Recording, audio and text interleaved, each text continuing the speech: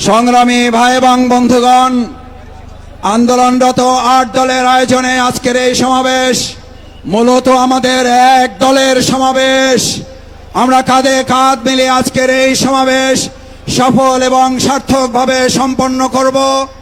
আমাদের ৮ দলের সম্মানিত জাতীয় শীর্ষ নেতৃবৃন্দ ইতিমধ্যে অনেকে স্টেজে অবস্থান গ্রহণ করেছেন। তারা আপনাদের কাছে আহ্বান জানিয়েছেন, আজকের এই সমাবেশে আমরা কোনো দলীয় স্লোগান দেব না। আমরা আজকে একটাই স্লোগান,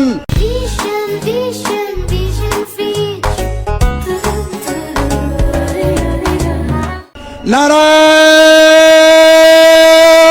তাকবীর, নারায়ে তাকবীর। সংগ্রামী ভাই এবং বন্ধুগণ, তাই আজকের এই সমাবেশে আমরা পরস্পরে সম্মিলিতভাবে কাঁধে কাঁধ মিলিয়ে নভেম্বরের মধ্যেই অন্তর্বর্তীকালীন সরকার অতি সত্বর গণভোটের তারিখ ঘোষণা, জাতীয় জুলাই সনদের আদেশ জারি করে তার উপরে গণভোট ঘোষণা করবেন। সেই বিষয়ে আজকের ৮ দলের শীর্ষ নেতৃবৃন্দ বক্তব্য রাখবেন।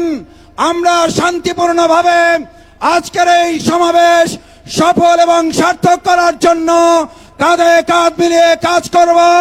যারা ইতিমধ্যে এসেছেন, পিছন থেকে আরো অনেক মিছিল আসছে।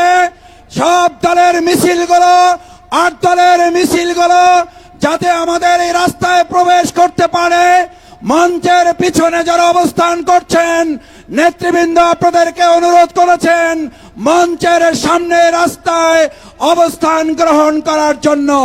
সম্মানিত ভাই এবং বন্ধুগণ, ৮ দলের আহ্বানের আজকের এই সমাবেশ ইতিমধ্যেই সমাবেশ ছাড়িয়ে লক্ষ লক্ষ জনতার মহাসমাবেশে রূপান্তরিত হয়েছে। আসুন এই সমাবেশে নেতৃবৃন্দ যে বক্তব্য রাখবেন, যে আহ্বান রাখবেন, সেই আহ্বান সামনে নিয়ে আমরা ময়দানে ফিরে যাব ইনশাআল্লাহ।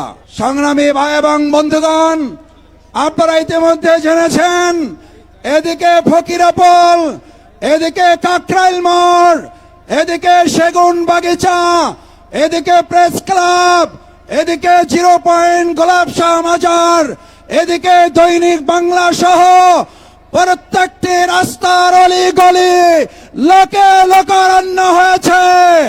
জনগণের উপস্থিতি প্রমাণ করে জাতীয় নির্বাচনের আগে অবশ্যই নভেম্বরে। আসসালামু আলাইকুম ওয়া রাহমাতুল্লাহ।